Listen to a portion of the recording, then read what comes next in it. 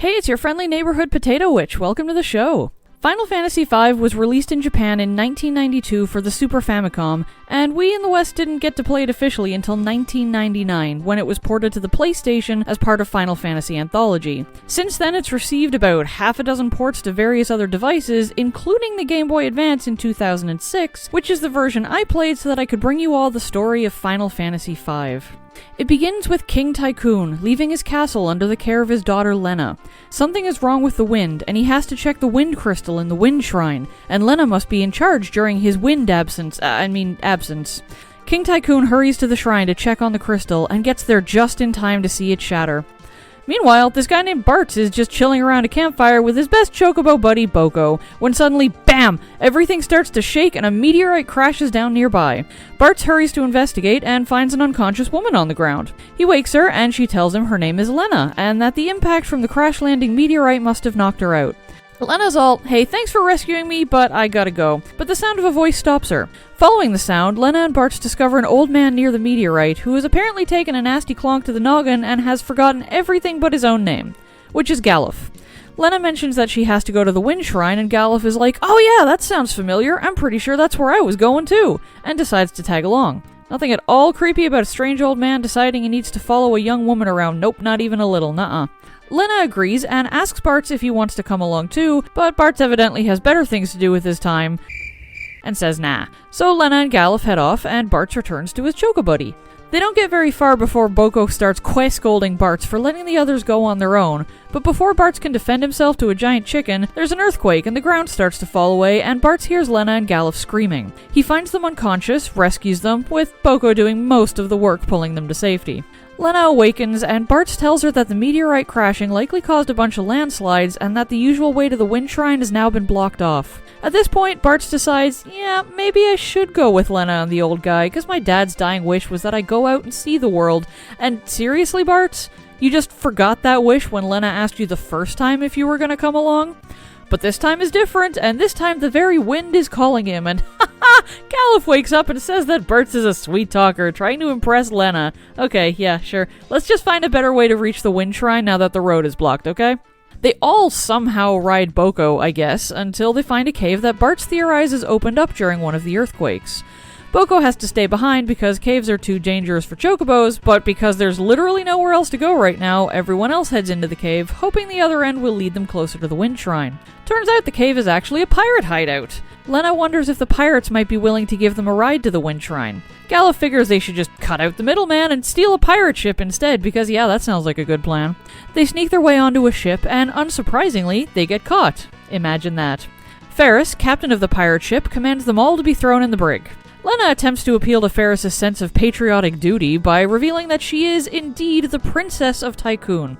Again, unsurprisingly, this doesn't work, and Ferris is all, cool, you'll fetch a good ransom price, now into the brig with you all. This plan is going so well. While imprisoned and tied up in the brig, Lena explains that her father went to check the Wind Shrine but hasn't returned, and she has a feeling something went wrong, so she left the castle to go find him. I guess someone else is dealing with royal affairs in her absence. The next day, Ferris decides to take them to the Wind Shrine after all. The prisoners are freed, and I guess Lena's plan of just asking them paid off in the end. Okay. But how will the boat sail when the wind isn't blowing? Oh, it's cool. Ferris has a pet dragon named Sildra who can pull the ship through the water. We don't need no stinking wind. The party makes their way to the Wind Shrine, where Lena is informed that monsters have invaded the shrine, and the king went to the top floor to check on the crystal, but hasn't returned. The party fight their way up the floors of the shrine until they find their path blocked by a large bird, the Wing Raptor. The party take it down and continue their ascent, eventually reaching the top floor where they find only shards of the shattered wind crystal, but no King Tycoon. Oh wait, there he is! King Tycoon tells them that they are now the 4 Warriors of Light, and that they have to protect the remaining crystals so that an evil presence doesn't awaken and destroy the world. He then vanishes, much to Lena's distress. But the remaining crystals across the world bestow their blessings upon the party, and the shards of the wind crystal give up their knowledge, along with the power of ancient warriors, which in practical terms means everyone can change job classes now. But I always wondered, how exactly do the crystals impart this knowledge?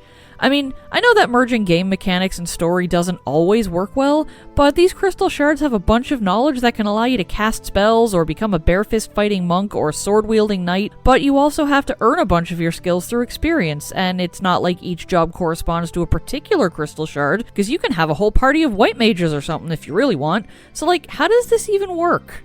Oh, my aching head. Right, on with the story.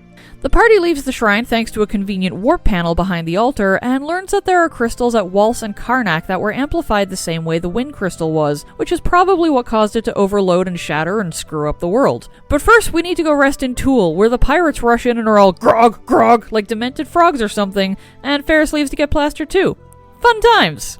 Ferris drinks too much and goes to sleep at the inn, and when Bartz goes in to check on Ferris, he comes out with a love-struck look on his face. Galuf wonders what the hell's going on, so he goes to check on Ferris too, and comes out with the same expression, saying that Ferris is just gorgeous. Lena wonders what's going on to make these two feel all funny in their pants, and upon waking, Ferris also wonders what got into them that they're acting so frickin' weird, and just tells them to bugger off for a while. Okie dokie then. As it turns out, Tool is where Zoc lives, and Zoc built the Torna Canal, and the Torna Canal is where the party needs to pass through to get to Waltz, so it makes sense to ask for the key to the canal while everyone's here. Zoc says that he lost the key a long time ago, but invites everyone to stay the night since they've come so far. That night, Bartz takes a walk in the moonlight and spends some time reminiscing. He remembers a night as a child when his parents thought he was asleep, and hearing his father talk about how the crystals must be protected at all costs, but that Bartz shouldn't ever know about them because they aren't his burden to bear. So Bartz's dad clearly knew something was up with the crystals, something very important, and even though he never did pass on that knowledge, Bartz ended up tangled up in this whole mess anyway. Tiring of his memories, Bartz heads back inside and encounters Zoc, who hands over the canal key after all, revealing that he lied about having lost the key because he was worried about Lena. Some things are just bigger than one person's desires, and clearly saving the world is one of those things. On the way out of the city, Ferris makes the decision to join the party permanently, leaving the pirate life behind because, again, some things are bigger than one person's desires. And with Ferris, the party now gets use of Ferris's ship, and I guess all the other pirates are left stranded in Tool now and have to make their own way back to the hideout. Welp. The party makes their way to and through the Torna Canal, but suddenly a huge whirlpool appears and the ship gets sucked into the vortex. Sildra cries in alarm, and then the ship is attacked by a giant scorpion monster thing called Carlabos. Carlabos? Carlabos? Scorpion monster thing, whatever. After its defeat, the ship frees itself from the swirling waters, but only at the expense of Sildra. Ferris is devastated. Without Sildra to pull the ship, and without wind to sail, the ship drifts along the current until it floats its way to a ship graveyard, a mess of wrecked boats that Ferris describes as a nest for the undead. Oh goody. After fighting their way through hordes of reanimated skeletons, the party finds a section of an old ship that's relatively intact, and they take the opportunity to dry off and rest for a while. Lena goes into a private room to change, leaving the others to their own devices.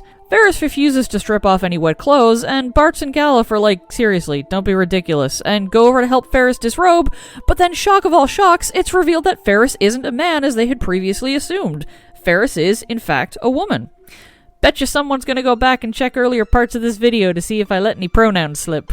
Ferris explains that yes, she is a woman, and she disguised herself as a man because, well, would you want to be the only girl on a ship full of pirates? Ferris may have risen to captaincy, but posing as a man gave her a degree of protection that nothing else would, and probably was part of what let her rise to power in the first place. She's fine with being a woman, so long as she doesn't get made fun of or held back for being so. Galuf, naturally, takes this all very progressively, saying he knew Ferris was too pretty to be a man, and just, dude, have you seen some men? Men can be pretty as fuck. Anyway, the party presses on through the rest of the ship graveyard, finally reaching a beach and dry land once more. But all is not safe, as suddenly Bart's mother appears, beckoning him closer. Then King Tycoon, calling to Lena, with Ferris getting caught up in the call too. Then finally a blonde girl, calling to her grandpa, but Galuf's amnesia means he can resist that compulsion. The Master of Illusions appears, a siren, here to steal everyone's souls. Galuf wakes everything up with some sharp smacks to the head, the illusions vanish, and Siren gets whomped by an angry group of people who are still in possession of their souls, thank you very much. The party makes their way to the town of Carwen, where they learn that Waltz, where the next crystal is, lies across the ocean to the south. Without a boat or Sildra, the party seems stumped, until they hear rumors of a flying dragon in the area, one that sounds an awful lot like King Tycoon's wind drake, Hiryu. It was last spotted near North Mountain, so that's where the next stop on the journey is. The trip up the mountain goes relatively smoothly until about halfway up, where Lena encounters her father's helmet lying on the ground. While inspecting it, she gets shot with an arrow shot by a woman named Magisa. Magisa is also hunting the Windrake, but with the intention to kill it and get money from selling its body parts. But hey, the Princess of Tycoon will also make a great souvenir for her husband? What the hell, Magisa? Well, that does give people ample reason to beat the crap out of Magisa and her husband Forza. That'll teach them to kill endangered animals and to treat people like trophies. Ugh. At the top of the mountain, Hiryu lies injured. Lena sees dragon grass, which will heal Hiryu's wounds, but it's surrounded by deadly flowers, and dragon grass itself is toxic to humans. Heedless of the danger, Lena wades through the poisonous plants to get the dragon grass, managing to do so and give it to the Windrake before collapsing. Hiryu recovers, cures Lena's poison somehow, and then I guess is just cool with everyone climbing onto its back so they can take a ride over the ocean. Arriving in Waltz, the party makes their way to Castle Waltz to talk to the king about, maybe stopping amplifying the crystal's power because that makes them go kaboom. The king refuses, stating that the reason Waltz is comfortable and prosperous is because of the crystal's amplification. Stopping that process would ruin his city and his people, and besides, there's no evidence that what happened to the wind crystal will also happen to the water crystal. Another meteorite falls, landing near the tower where the water crystal is kept. This makes the king mobilize the guard for some reason. I mean, the tower wasn't hit directly, but I guess this is a big damn emergency because those guards have to get to that tower pronto. Time for Bartz and Co. to follow suit. Inside the tower, Waltz's guards lie broken on the floor. Something named Garrula went storming madly into the tower, knocking down anything and anyone in its way. The king chased after it, along with a mysterious knight. King Waltz, too, was found lying on the floor, talking about Garrula and begging the party to save the crystal. Makes you wonder if the king knew this whole time that the crystal was in a delicate state and might be damaged really easily. Garrula awaits in the room with the crystal and attacks the Warriors of Light, enraged beyond reason. After killing it, the crystal shatters. The party arrived too late. The aforementioned knight was also in the room, and before dying, addresses Galuf as Lord, apologizing for not being able to protect the crystal. The tower begins to collapse, so the party hurries out, but not before collecting the latest batch of crystal shards, obtaining the knowledge and power within. Maybe they should have moved faster, though, since not only does the tower collapse, but the entire peninsula it was on crumbles into the sea. Everyone falls into the water, but is rescued by... It's Sildra! Sildra, who... looks like it's eating everyone, sure, but it's really a rescue. Sildra vomits them back up later, so it's fine. Everything's fine, really. Oh, that was, sadly, Sildra's last hurrah. Sildra used the last of his strength to rescue Ferris and friends, and then passes away beneath the waves. A moment of silence for our dear scaly friend. Okay, moving on. Maybe everyone needs a break. A break with some luxury involved. It's time to go back to Castle Tycoon and maybe let everyone know that their princess is still alive, that Hiryu isn't dead, but the king's still kinda missing. And sleep in some comfy beds while they're at it. That night, Lena awakens and takes a walk and finds Ferris standing on the balcony. Lena puts a few clues together and calls Ferris her sister. Ferris scoffs at the idea, but Lena has noticed Ferris's rather special pendant, one that Lena's older sister once had, and she won't be dissuaded from the idea. The plot thickens. The tremors of the sinking peninsula opened up a hole in the crashed meteorite, which, upon exploration, reveals a freaking teleporter in the center. Galuf can't help but think this all seems so familiar, but his memory is still very fuzzy. But hey, in for a penny, so they all hop into the teleporter and come out not far from Karnak. How convenient! But the moment they try to spend their hard-earned money in a store, they're arrested, accused of being in league with monsters, specifically a werewolf, since people saw them all come from the meteorite. Oops. The party is thrown into jail, but is sort of rescued when the wall to the adjoining cell blows apart, courtesy of a man named Sid, who was also imprisoned, trying to escape, and used the last of his explosives to break down the wrong wall. Good job there, buddy. Turns out Sid is the man who developed the process to amplify the crystal's power, using machines in an attempt to bring them back to the level of power they supposedly held hundreds of years ago. When he realized that the process was behind the destruction of the wind and water crystals, he attempted to turn off the machine in Karnak, but was jailed for his sabotage. While Sid is telling this sorrowful tale, the Chancellor hurries in, shouting to Sid that the crystal is cracked, he was right all along, but even with the machine now shut down, the crystal's power keeps increasing and threatening to overload. Sid speculates that the fire-powered ship is probably still leeching power from the crystal, and enlists the help of Bart and party to shut down the problem at the source. The fire-powered ship is teeming with monsters for some reason, so there's that to contend with as the party makes their way towards the engine room. Seriously, who designs a ship like this? Sid, you have some serious explaining to do. I mean, did you really think it would be a good idea for crew to have to use a system of levers to switch walkways and bridges just to get to where they were going? You couldn't have invested in some better design plans? You may be a genius, but you're also a sadist, and I am not happy with you. In the engine room, Queen Karnak stands silently before glowing with a dark aura and telling the party they will pay for interfering with her revival. You what now? She commands Liquid Flame to advance on the party, which needs to be dealt with before the Queen collapses and admits that she was being controlled by an evil spirit that wants to bring darkness to the world. That spirit is using the crystals to power its own resurrection, and the fire crystal must be saved so that this doesn't happen. In the crystal room, which I guess is just beyond the engine room of the ship because reasons, the crystal is actually still intact. Guess everyone showed up on time for once. But wait, there's that meddlesome werewolf that has been plaguing the town. And he recognizes Galuf too? Galuf pulls the whole "I can't remember anything" routine, and before anything else can be said, a random guard sneaks in the back way and flips a switch to force power through the crystal to make it shatter, glowing with malevolent aura and cackling about how this will break the third seal. The werewolf sacrifices himself to give the party time to escape so that they can try and protect the one crystal that will remain after this one inevitably shatters. The floor opens up beneath the party's feet, and they fall through the ship and into the castle dungeon?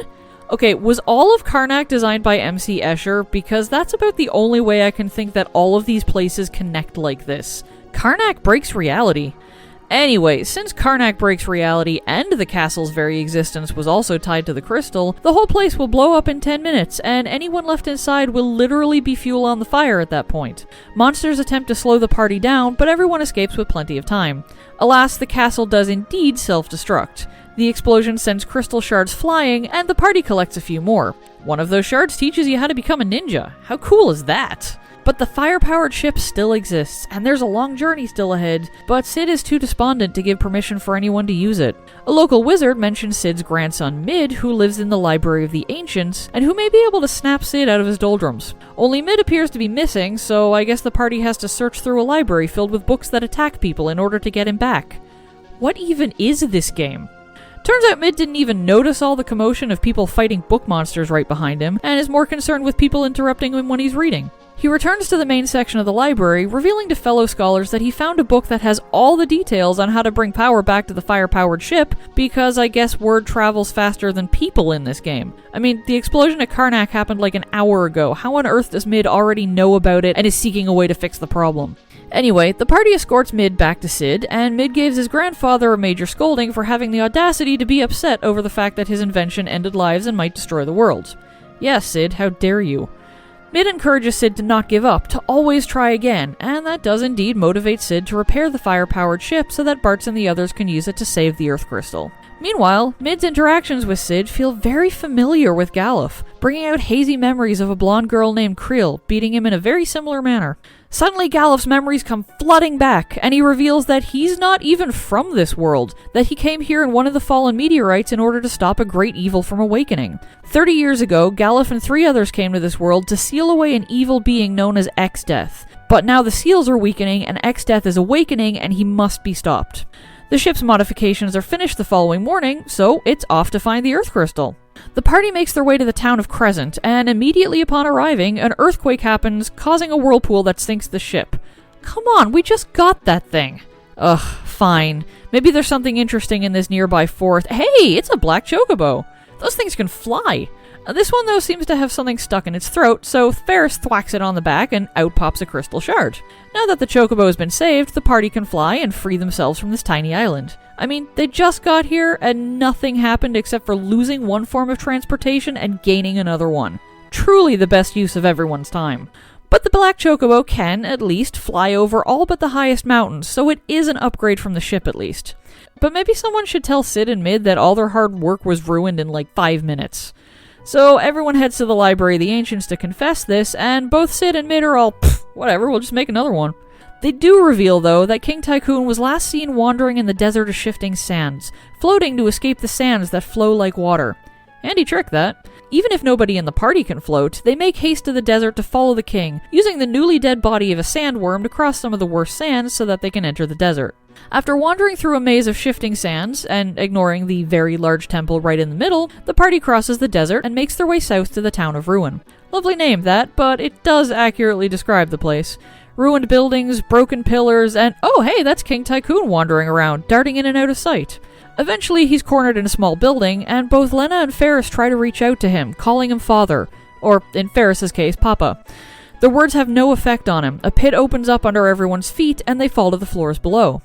Ferris and Lena have a touching moment where they acknowledge to each other for the first time that they are indeed family.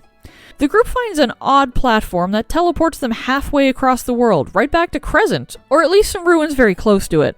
Very nearby is the forest where they found the Black Chocobo, and by a remarkable coincidence, so is that very Chocobo, having been returned there by a responsible Cid and Mid. Only earthquakes happen again, opening up the ground beneath Cid and Mid and throwing them down into the ruins too.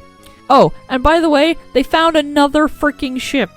This party finds and loses forms of transportation so quickly it should be illegal. Turns out this new ship is an airship, and Cid has a grand old time getting it to work again. Now everyone can travel through the air, go anywhere, even over mountains too high for the Black Chocobo to handle. A short flight later, and the party witnesses an entire town just poof away, and from where it once stood, a huge menacing floating fortress arises. The Warriors of Light return to Cid and Mid to seek advice, and wouldn't you know, that floating fortress? That's where the Earth Crystal is. It's higher up than the airship can go, though, so what's needed is some adamantite to reinforce the ship to withstand the higher altitudes. Galuf says the meteor he came to this world in had stores of adamantite inside, and they would suffice for the job. A quick trip to Galuf's meteorite, and defeating an angry Adamantus later, and Cid and Mid get to work upgrading the ship. Up, up, up we go! The flying fortress has 4 defensive cannons that need to be disabled before an even bigger cannon appears as a final desperate defense. Once it's been blown up, it leaves a lovely airship-sized hole to fly into, letting the party into the floating Ronka ruins. Eventually, they come across King Tycoon, who imperiously commands everyone to defeat the enemy that stands in his way. Surprise, surprise! He was being controlled by Exdeath the whole time, and used the Warriors of Light to make it easier to get to the last crystal. Bamboozled again. Another meteor falls, and the back wall of the crystal room explodes, and out pops that blonde girl from Galuf's memories, Creel. She sends a bolt of magic at the king, knocking him back, and then rushes to her grandpa Galuf. The sight of her removes the rest of Galuf's amnesia, somehow. Whatever works. King Tycoon awakens, freed from his compulsion, and recognizes both Lena and Ferris, whose birth name was Sarisa. During the reunion, however, the final remaining crystal shatters, shards falling around the assembled group. All 4 of Exdeath's seals have now been broken, and Exdeath has returned in the flesh. He commands what remains of the crystals to attack Bartz, threatens to destroy Galuf's world, and then buggers off. King Tycoon entreats the Warriors of Light and Creel to continue on their quest to save the worlds from Exdeath, and then expends the last of his power in an attempt to reunite the crystal shards. Alas, he fails, falls, and fades.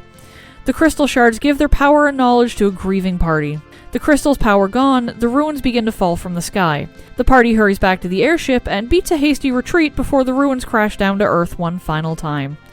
This game just got hella depressing. On the airship, Galuf reveals his newly recovered memories to the team. Exdeath was an evil warlock originally from Galuf's world who ended up going to Bart's world in order to destroy the crystals there. How he knew to do this, why he wanted to do this, I don't know. And it's probably not that important to the story or something. But Galuf was part of the Dawn Warriors, 4 warriors who sealed Exdeath using the power of the crystals he wanted to destroy. Galuf and the other Dawn Warriors rested on their laurels, thinking the battle was over, but recently they realized something was terribly wrong, and so they took the meteorites to Bart's world to check on the situation, only to arrive too late to do anything. Exdeath has returned to Galuf's world, once again intending to destroy it. Galuf and Creel decide to return to their own world to fight against Exdeath. It's a one-way trip and there's no returning, so this, Galuf says, is a final farewell.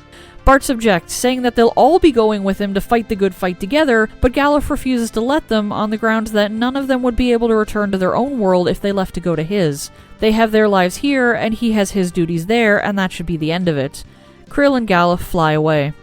But, I mean, these people aren't the Warriors of Light for nothing. Bartz, Ferris, and Lena aren't about to sit idly by when they could be helping Galuf, their friend and fellow warrior. Together with Cid, they determine that while none of the remaining meteorites have enough power to get them to Galuf's world, the combined adamantite from all of them might be enough to recharge a single meteor to make the trip. It takes some time, and some boss fights, but all of the adamantite from the other meteorites is collected, which turns out to not so much recharge a single meteorite as much as it just creates a warp point that I guess bends time and space so people can travel to another world. Though once the Warriors of Light have gone through it, I have to wonder, did the portal stay open? Did other people stumble across that warp and fall through too? Did it close down after sending our 3 heroes to another world? Questions. Questions that need answers. Bartz, Lena, and Ferris fall through the other side and wake up on an island, with no way to get off it. Nothing to do now but rest and to try again in the morning. Oh, hell no! Lena and Ferris have been kidnapped! And now Bartz too! This time, they wake up in a prison cell in Exdeath Castle. Oh joy, oh bliss. Galuf is attacking the castle with an army, and Exdeath uses this opportunity to project an image of the captive Warriors of Light in order to threaten Galuf. One more step and they die! Galuf orders everyone to fall back rather than risk his friends. Once the army has retreated, however, Galuf borrows Creel's Windrake to launch a rescue attempt. He sneaks his way through the castle, but gets caught by Gilgamesh, one of Exdeath's lackeys. Gilgamesh talks a big game, but doesn't prove to be much as a challenge, as Galuf takes him down solo. Or rather, Galuf beats on him until Gilgamesh decides to save his own skin and run.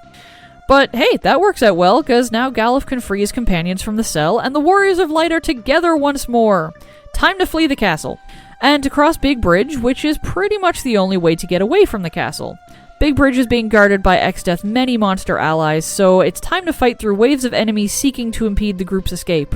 Halfway along the bridge, Gilgamesh comes barging through the door and wants a rematch, only now he has to contend with 4 people instead of just 1. Unsurprisingly, he flees once more. Yeah, you better run. As they reach the end, Creel runs out to warn them about the barrier, which expands outward from Exdeath Castle and forces the party off the bridge in a sort of zooming motion. Huh, didn't expect that. They all wake up in a place called Glosiana, the ass end of nowhere.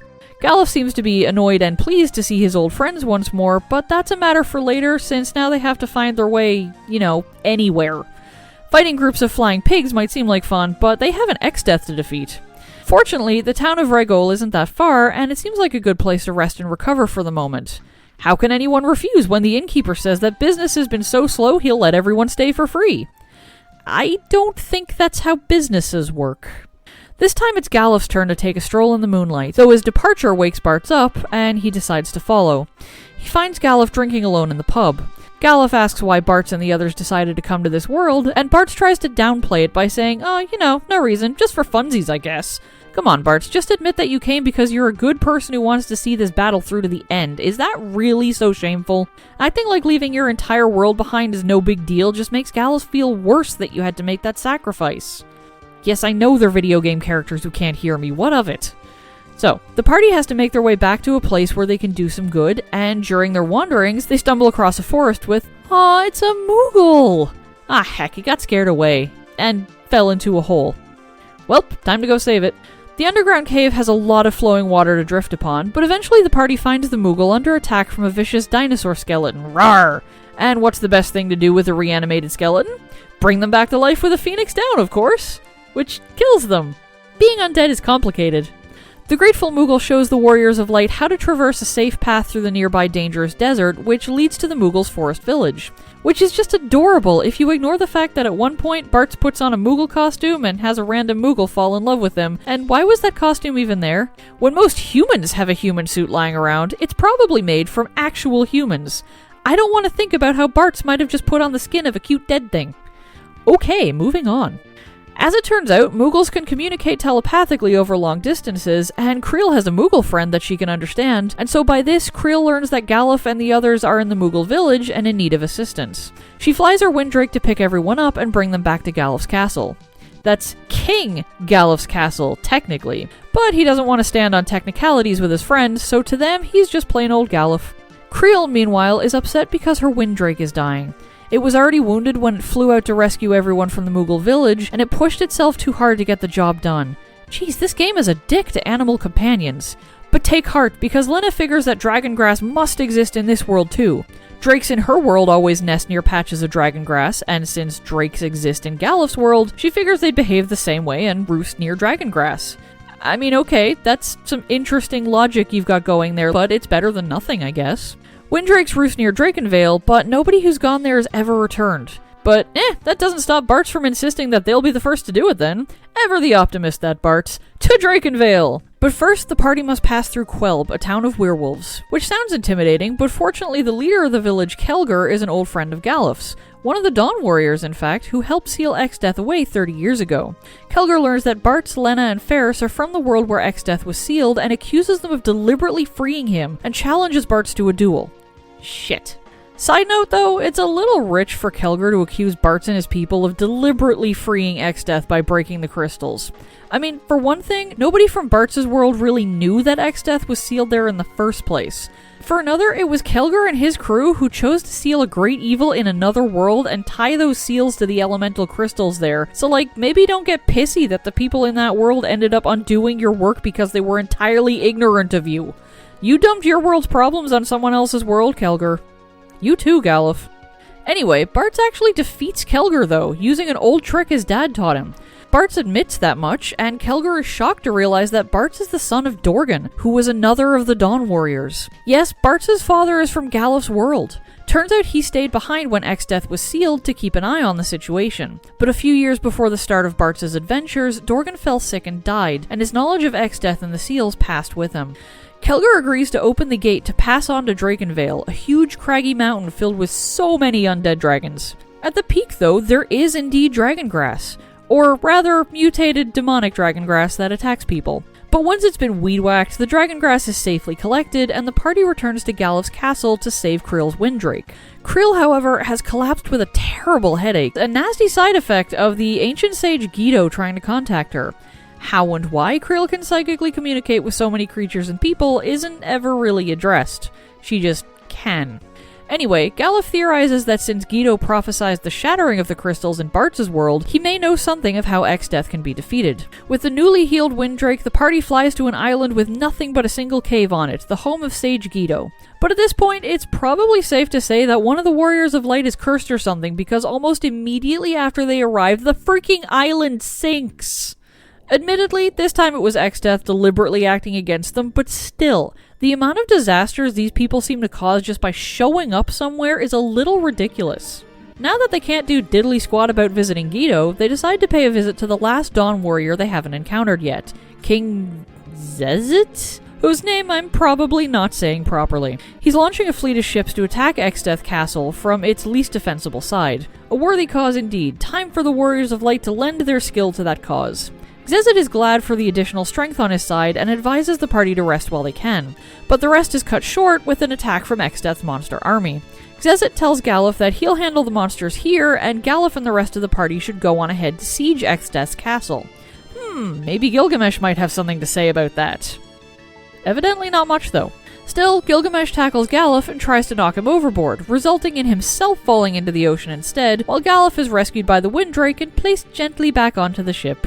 Zezit then reveals that there's a secret exit on the ship that leads to a submarine, because of course there is.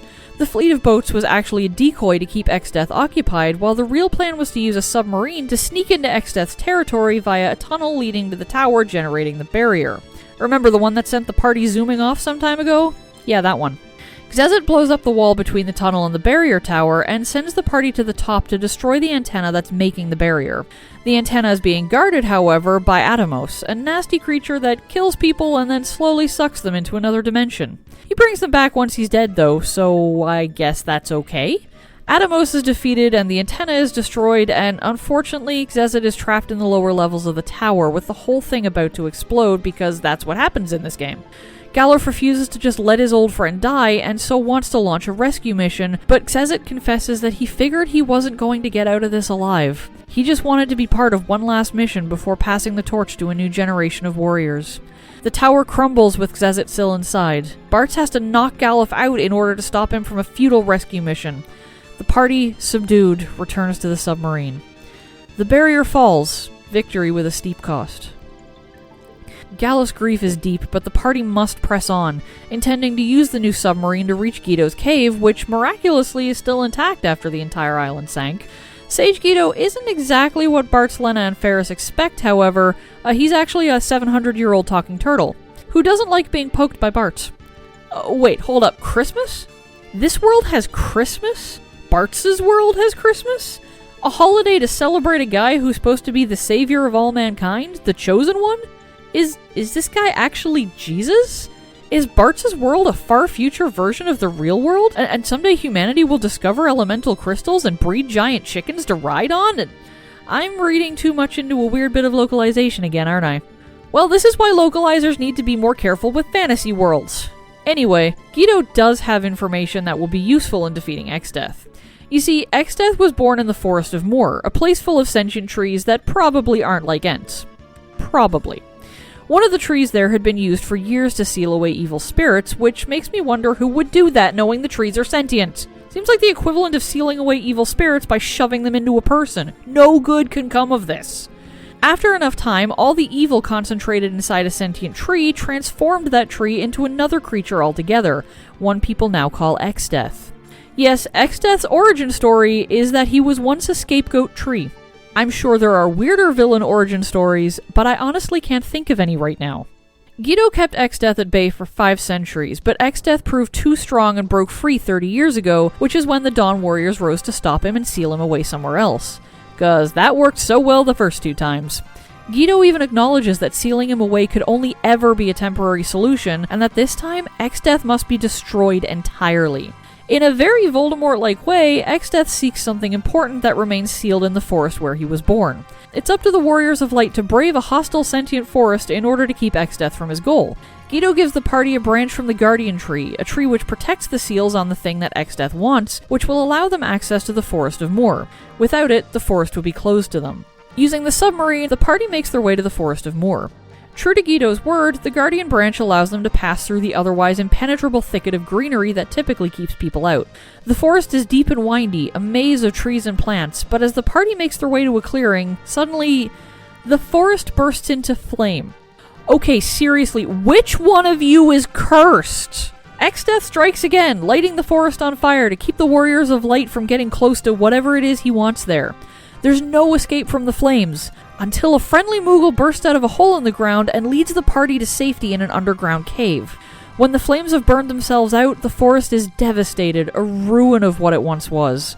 The Guardian Tree, though, still stands. The Guardian Branch allows the party a path to the tree, and entrance to the cave at its base. Inside the Guardian Tree are 4 glowing objects, which object to the presence of strangers and attack. The party defeats them in an act of self-defense, which prompts commentary from Exdeath, who was here the whole time. Turns out those things were seals on crystals, this world's crystals, which had kept Exdeath bound for so long, and the Warriors of Light just broke those seals. Oops. Exdeath can now control those crystals and uses their power to attack the group. Back at the castle, Creel gets a terrible feeling that something has gone wrong, and so rides her Windrake to the Forest of Moor to rescue them. Good thing, too, since Exdeath was in the process of killing the crap out of everyone, and is only stopped by Creel's arrival. But it's all a ruse. Exdeath isn't as broken as he seems, and he retaliates against Creel with a ring of fire that she can't escape. Galuf awakens just in time to save her, fighting against Exdeath's renewed onslaught. He passes through the fire and pushes Creel out of it, letting himself be engulfed by the flames and charging Exdeath for a great confrontation. He fights hard with all of his might, surviving a barrage of extremely powerful magic being directed solely at him, and continuing against overwhelming odds. Exdeath cries that all the hatred in the world couldn't be enough to defeat him, and Galuf replies that he isn't fighting with hatred or anger, and deals a final blow that incapacitates Exdeath even if it doesn't kill him. Galuf, on the other hand... Galuf survives only moments after the confrontation ends, his strength spent. As his friends and granddaughter look on, Galuf dies. The Guardian Tree, in an act of mercy, lends its power to Galuf's spirit to allow him some final words with his granddaughter. He implores her to fight alongside Bartz and the others, passing down his knowledge and abilities to her. Creel is now one of the Warriors of Light. I kind of want to take a moment to point out that as of this time, the party consists of 3 princesses and Bartz. It's like a freaking harem anime. Creel tells the others that Exdeath is trying to destroy the crystals that he stole from the Guardian Tree and that he must be stopped. The group takes the Windrake to Exdeath's castle, now barrier-free, where Exdeath awaits on the top floor. But not before Gilgamesh decides he wants another piece of the action. Enough expository banter! Now we fight like men! And ladies who dress like men! Gilgamesh is so entertaining sometimes. Pushing onward, Exdeath greets the party by taunting them about his big plans. His goal? To return the world to its former state. Bartz asks if that means a world full of evil, and Exdeath merely dismisses the comment. They fight, and Exdeath vanishes, and the crystals he stole shatter in an unfortunately familiar manner. The party is knocked unconscious. They come to after some time has passed, but not where they last remember being. In the distance, Ferris and Lena spy Castle Tycoon. Home! They're back in their own worlds! Or rather, Lena, Ferris, and Bartz are, but Creel isn't from their world, so I guess it's her turn to see new sights. The Chancellor of Castle Tycoon is thrilled to have Lena and Ferris back and throws a grand celebration in honor of their return, complete with dancing that Bartz and Creel don't join in. Creel runs off, being uncomfortable at taking time off to celebrate when there are more important things they ought to be doing. Bartz suggests that the two of them should try to figure out why they're suddenly back in his world instead of still in hers, which is as good a place to start as any. The two head to the cave where Bartz last saw his Choco buddy, Boko. Boko is indeed still there, but not just because he was waiting for Bartz to return. It's because while Bartz was gone, Boko got himself a mate, named Coco. I'm not even sure I want to know what their babies will be named. Coco gives the okay for Boko to go along with Bartz. She'll be waiting for her giant chicken boyfriend to get back whenever he gets back. Bartz, Creel, and Boko make their way to Tool, but the land around them looks kind of different. In Tool, they hear talk about the village and the land changing, new places appearing. What on earth is going on? A bit more travel later, and oh, for fuck's sake, they fall into a hole in the ground that opens up right as they run over it.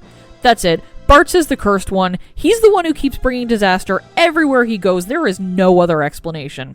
But they've fallen into an antlion nest and need to defeat the antlion and find a way out. Bartz looks around, and after some time, a rope descends from the surface. Bartz tries to grab it repeatedly, but fails every time. He's only allowed to get a hold of it once he admits that he shouldn't have run off without Ferris, who is not impressed at having been left at a fancy to-do back at the castle. I can't say I blame her. And to top it all off, Creel gets a splinter. I blame you, Bartz. They travel onward until they come to a familiar-looking cave, which just so happens to have Guido the Sage at the center. Guido reveals that his world and Bartz's world have merged together. I'm a bit too old to do much on my back. I will refrain from commenting on that. The world just isn't ready for aged turtle porn. Anywho, Guido says that according to ancient legend, the two worlds were the same, but they split apart in order to seal the void. You see, 1,000 years ago, there was this very, very evil person named Enuo who created and controlled the void. Enuo was eventually defeated with the aid of 12 legendary weapons, but that didn't eliminate the void. In an effort to contain it, ancient people used the world's crystals, which split both the world and the crystals apart, trapping the void in between them as an interdimensional rift. So when Exdeath said that he wanted to return the world to the way it once was, this is what he meant. He wanted to bring the two worlds together once more, which would unseal the void and let him access its power. Also, the worlds would slowly die since they no longer had crystals to give power to the basic elements. It's then that Creel's splinter really starts hurting her. The splinter shoots out from her hand and reveals itself to be Exdeath. I guess there are some benefits to being an evil sentient tree in humanoid form, and being able to turn into a tiny sliver of wood is one of them. He confirms exactly what Guido said, because bad guys always have to explain themselves. Outside, the void starts to reappear, slowly emerging from the space between worlds, which is no longer really there. Meanwhile, Castle Tycoon is under attack. Sort of. Part of the void is opened up nearing it, causing fire to rain down from the sky because chaos, I guess? Back in the cave, Guido and Exdeath fight it out before Guido teleports everyone away to safety, landing them not far from the Library of the Ancients. He's elated because inside there's supposedly a book that details exactly how to defeat Exdeath. Some scholars in the library recognize Guido immediately as they were originally from Guido's world, and they tell him excitedly that they finally found the missing half of the sealed tome, which had been lost for a very, very long time. Guido hauls everyone into a strategy meeting where he tells Bartz that he and the other Warriors of Light need to recover the 12 legendary weapons that were originally used to defeat Enuo. The sealed tome, now complete for the first time in who knows how long, details exactly how to do this. They have to find 4 stone tablets and return them to the sealed castle of Kuza, which isn't half so sealed as it sounds, and sort of trade in the tablets for 3 legendary weapons at a time. Tablet 1, the Desert of the Shifting Sands. That very large temple in the middle that the party ignored last time, that's where the first tablet rests. As they make their way there, they stop in a small patch of forest that contains the Guardian Tree. The forest that surrounds it, once burned by Exdeath, is slowly reviving. Creel mourns that Galuf can't revive as easily. Ferris mourns that she never really got to know her father before he died, and only recently found her sister again. Who is still back at Castle Tycoon, by the way. This one's a mission for only 3 of the Warriors of Light, it seems. The Desert of Shifting Sands is no longer shifty. The sands have stilled, making it much easier to cross this time, but only at the expense of the Earth Crystal, since now the Earth no longer has the power to move. But there's enough power left in the world for 2 Guardian Gargoyles who weren't there before to attack the group as they try to enter the temple. Very good Guardians, those 2, since if they don't both die in the same round, the remaining one revives the Fallen. Fun times. But they are defeated, and they plus the sealed tome grant the 3 warriors access to the temple. The temple guards its secrets well, and traversing it is no easy feat, but after many trials involving Lamia, snakes, and robots, they reach the final resting place of the first stone tablet. Mission accomplished! On the way back, they stop by the Guardian Tree once more to find that the Windrake has brought to them a possessed Lena. Exdeath has sent a void-sealed demon to possess Lena, using her to get close to the other Warriors of Light. Recognizing the danger, Hiryu the Windrake sacrifices itself to expel the demon from Lena's body, forcing it into a form of its own where the others can defeat it without harming their friend. Exdeath, in the meantime, busies himself with annihilating the Library of the Ancients with all the people and knowledge it contained. In its place now rests another piece of the void. He does the same thing to other towns across the world, sucking the places and people into the void and into an unknown and likely unpleasant fate. The void grows, and people die. Now that Lena has rejoined the group, she tells them that they can enter the interdimensional rift from the void near Tycoon. She wasn't there for Guido's info and strategy meeting, so they fill her in on what Guido told them about the tablets and the 12 legendary weapons. To gain greater strength, the Warriors of Light stop at Fork Tower in order to acquire Holy and Flare magics. Sid and Mid continue to provide their aid to the party by converting the airship into a submarine, or rather an airship that can also become a submarine, which is invaluable to the cause since the sealed tome gave strong hints that one of the tablets could only be accessed through an underwater cave system. Now there's nowhere the group can't go. The remaining tablets are hidden away at the Island Shrine, the Great Sea Trench, and Istari Falls, each guarded by a pair of gargoyles at the entrance, and the occasional very powerful boss monster at the end, and many other smaller enemies in between. Gathering them all goes similarly to the escapade in the Desert Temple, the party making their way through hostile territory to recover what they need to defeat Exdeath once and for all. Only the Great Sea Trench also has a small village of friendly dwarves in it, which is kinda nice. Lally-ho! In a practical game mechanics way, these legendary weapons are just the strongest weapons you can get for each weapon type, allowing you to make the most of your character's chosen job class. The only way they work better against Exdeath is the way they work better against any enemy, that is, by giving you stronger attack stats. You'll only be using a maximum of 4 in any battle anyway, so acquiring all 12 doesn't bring any practical effect aside from versatility and options. But from a game lore standpoint, these weapons were strong enough to defeat Enuo, and they should be strong enough to defeat Exdeath, and only by their power being united will the world be saved from certain doom. So, it's time for the Warriors of Light to get to the saving. As per Lena's prior instructions, the party flies the airship straight into the part of the void that has appeared on the surface of the world. The airship gets caught up in the pull of the rift and can't escape. Once they're in, and there is no going back. Exdeath's minions, creatures that were once sealed in the void, threaten the party by telling them that once Exdeath succeeds in gaining the power of the void, the new world of darkness will be born in which these monsters and demons will thrive. They are pretty motivated to stop the group from stopping him. Traversing the interdimensional rift seems at first like a very long and challenging dungeon, but there is an end to it. Sort of. After spending some time traversing the rift, the party emerges into a town. Hooray! The ordeal is over! But wait, everybody is frozen, as though they've been taken out of time. Nobody can be talked to, nothing interacted with. It's a respite from fighting, but not much else. The party leaves the eerie town behind them and find themselves in a deep forest, and the battles begin once again. This is all the interdimensional rift, appearing as a twisted and unreal version of places that exist in the normal world. Monsters roam freely and attempt to impede the party's progress, a seemingly endless grind through battle after battle, broken only by changes of scenery. The monsters that spoke to the party previously about wanting Exdeath's coming world of darkness also attempt to put an early end to the group's goals, with boss fights coming often enough to really test the mettle of the Warriors of Light. But finally, the party makes it through the distorted renditions of the normal world and steps into what can be truly recognized as the Void, a blue-on-black space, the light of distant stars in the background. Also, Gilgamesh is here because I guess he couldn't resist having one last go at the party. He seems confused, to say the least, as though he hates being in the Void as much as Bartz and the others do. Heck, he's even willing to parlay with the group, asking if they can all just leave together, maybe have some adventures together when all this malarkey is over with. This suggestion does not go over too well. Gilgamesh is disappointed. Poor, sad Gilly. He retreats, hoping for some sort of strange reconciliation in the future. And after that bizarre encounter, the party pushes onwards, so close to the end now. Another boss battle, Necrophobe. Wait, why is Gilgamesh back? Turns out he wants to salvage his reputation, figuring that if he just left the Warriors of Light here in the Void, he'd be on the wrong side of history. I guess there are worse reasons to help someone? Gilgamesh gives some odd and occasionally terrible advice to everyone, showing surprising depth for a guy who, up until now, hasn't done much but just show up and be defeated. But he, like many others in this long tale, sacrifices himself, going out in a blaze of glory to take down Necrophobe so that the party may carry on. It isn't long before Exdeath is finally found, in his original form as a giant sentient tree perched atop a crystal cliff. The final fight can truly begin, and oh my god, what the hell is that face? Good god, that'll give me nightmares!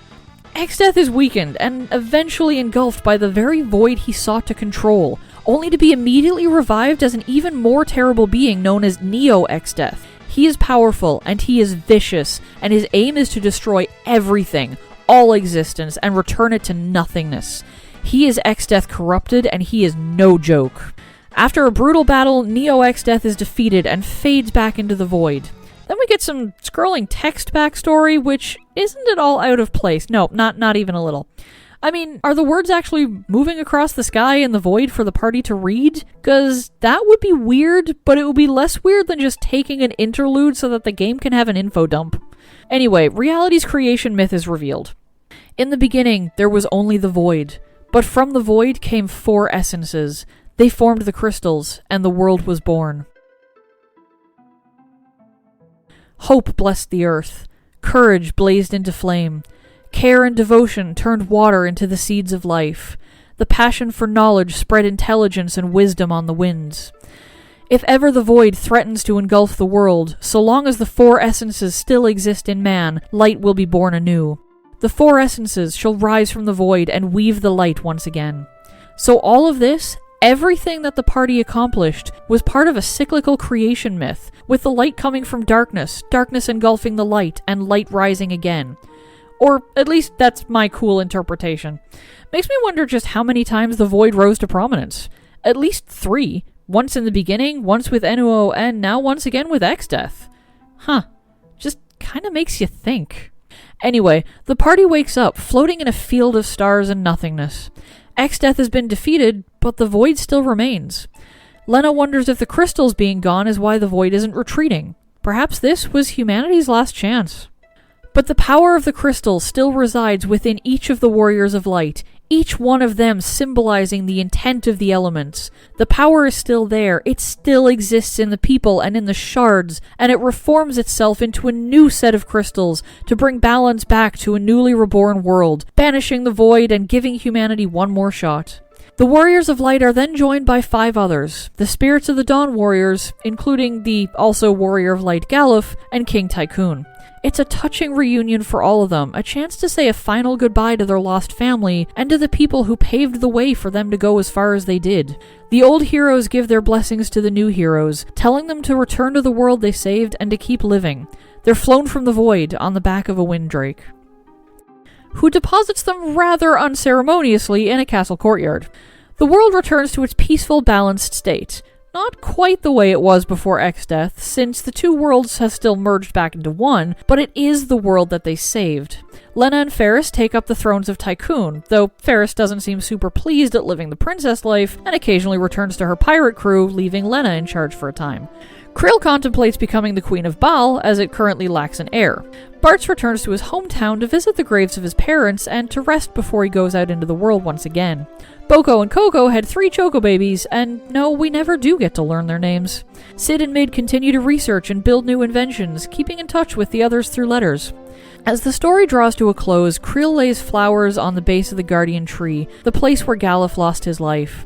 She muses that even though she has accomplished great things, saved the world and the people in it, she's still sad because she lost her only family and feels alone. Then Bartz's voice comes from the trees, telling her she's not alone. He's here. And Lena. And Ferris. After everything they went through together, nothing can break the bond that they have. And their work isn't finished yet. They still have to protect the crystals to make sure that history doesn't repeat itself. Until the end, they are together, the 4 Warriors of Light. And that's it! The story of Final Fantasy V in a nutshell. But of course, hearing the story is nothing like playing the game for yourself, so if you enjoyed what you heard here, maybe consider playing the game if you ever have the opportunity. And also, if you enjoyed what you heard here, please leave a like or a comment, or share these videos with friends. It's all appreciated, and it lets me know that I'm doing something that other people enjoy. Special thanks to Cass McPhee on Patreon. Your support makes it so that I can do projects like this, and I can't even begin to tell you how grateful I am for it. Until next time, everyone, please take care, and I'll be back soon with another video. Bye!